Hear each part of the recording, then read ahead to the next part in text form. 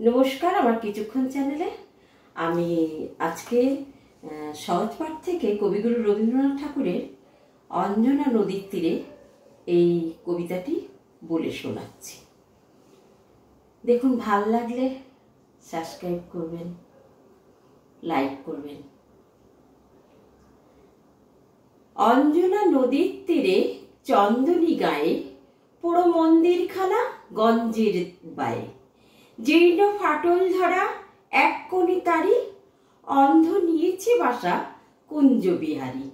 আত্মীয় কেহ নাই, নিকট কি দূর, আছে এক লেজ কাটা ভক্ত কুকুর। আর আছে একতারা বক্ষেতে ধরে, গুনগুন গান গায় গুঞ্জন স্বরে। গঞ্জের জমিদার সঞ্জয় সেন, দুমুঠো অন্ন তারে দুই বেলা দেন।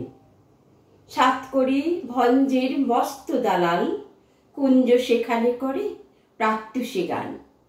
হরি হরি রব ওঠে অঞ্জন মাঝে, ঝঞ্ঝনি ঝঞ্ঝনি খঞ্জনি বাজে।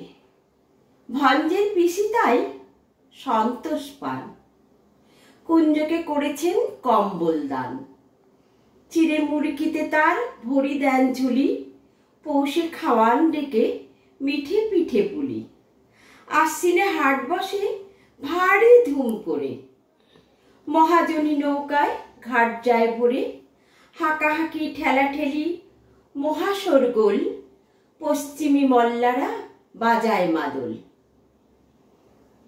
বোঝা নিয়ে মন্থর চলে গরু গাড়ি, চাকাগুলো ক্রন্দন করে ডাক ছাড়ি। কল্লোলে কোলাহলে জাগে এক ধ্বনি, অন্ধের কণ্ঠের গান আগমনী।